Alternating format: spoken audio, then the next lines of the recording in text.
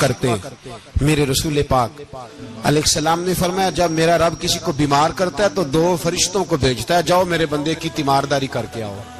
अल्लाह अकबर, खुद रब भेजता है, जाओ मेरे बंदे की। तो मुझे बताइए, जब अल्लाह भेजे तो फिर तंदुरुस्त खुश नसीब हुआ के बीमार? जी, तंदुरुस्त फिर खुश नसीब कौन हुआ?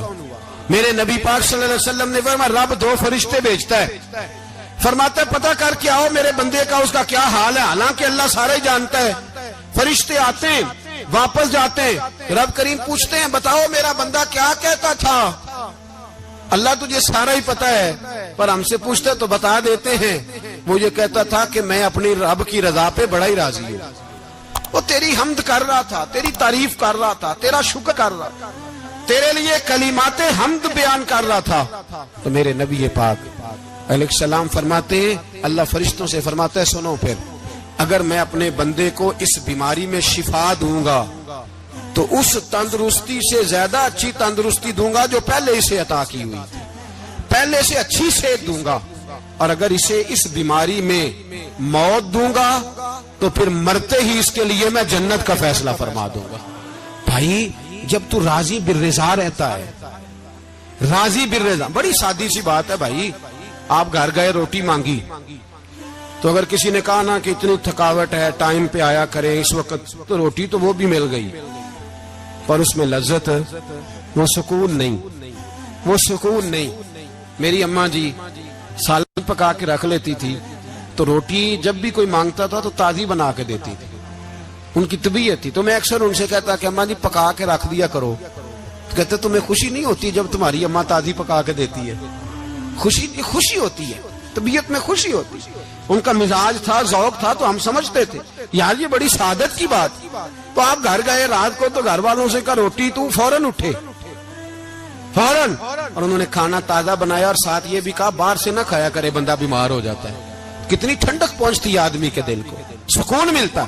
तो भाई बीमारी तो आपने काट ली, लेकिन साथ कहो हो बड़ा बीमार हूं, मैंने तो इतने गुनाह भी नहीं किए, जुल्म भी नहीं किया, किसी को कुछ भी। अब बीमारी तब भी कट गई, पर बड़ी आजमाइश, मरीज डॉक्टर के गले पड़ रहा है, उसके लवाहिकीन झगड़े कर रहे हैं, बीमारी वो भी कट गई। और एक बीमार वो है जो चारपाई पर लेटा है और कहता है जिस तरह मेरा अल्लाह राजी उसी तरह मैं भी राजी।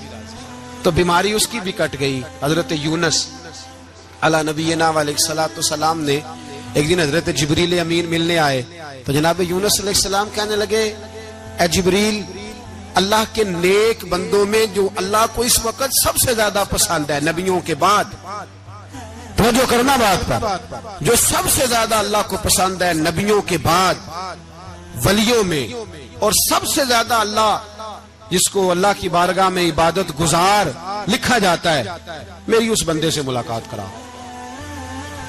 तो हजरत जिब्रील ने जनाब यूनुस अलैहिस्सलाम को साथ लिया, तो एक शख्स के पास पहुंचे जो आंखों से अंधा था, दोनों हाथ उसके सलामत नहीं थे और पूरे जिस्म में पीप जारी थी, रेशा था। जब जाके अस्सलाम वालेकुम कहा ना हजरत यूनुस ने, उसने वालेकुम सलाम के बाद पहला लफ्ज पता क्या कहा? उसने कहा या अल्लाह तेरा शुक्र है, या अल्लाह तेरा, आप भी अदा करें अल्लाह का शुक्र, या अल्लाह तेरा, अल्लाह तेरा शुक्र है। तो हजरत यूनुस अलैहिस्सलाम कहने लगे तो शुरू से इस तरह का है, नाबीना भी और हाथों से माजूर भी और सारा जिस्म शुरू से। तो बड़े ही खूबसूरत लफ्ज उस बीमार ने कहे, कहने लगे नहीं हुजूर, मैं बिल्कुल ठीक ठाक था, जब तक मेरे रब ने चाहा कि ये दुनिया को देखे तो तब तक उसने मुझे आंखें दी, और जब उसने चाहा कि अब इसका देखना बेहतर नहीं तो उसने वापस ले ली। तो या अल्लाह तेरा शुक्र है, अल्लाह तेरा शुक्र है। फिर कहा जब तक उसने चाहा कि मेरे हाथ रहे तब तक रहे, जब उसने चाहा कि मेरे लिए बेहतर नहीं तो उसने ले लिए, तो या अल्लाह तेरा शुक्र है। जब तक उसने चाहा कि मेरा जिस्म सही और सलामत रहे तो रहा, और जब उसने चाहा कि मेरे लिए बेहतर नहीं तो मुझे बीमार कर दिया, तो या अल्लाह तेरा शुक्र है। तो हजरत यूनुस अलैहिस्सलाम कहने लगे जिब्रील वाकई ये अल्लाह का सबसे ज्यादा शुक्रगुजार बंदा है, सबसे ज्यादा इबादत गुजार बंदा है, सबसे ज्यादा। मेरे नबी पाक अलैहिस्सलाम ने फरमाया मेरा मोमिन हर हाल में ही नफे में है, नेमत मिले तो शुक्र करके नफा, मुसीबत आए तो सब्र करके नफा। अपनी जिंदगी में तहम्मुल, बुर्दबारी, इल्म पैदा करे, हौसला पैदा करें।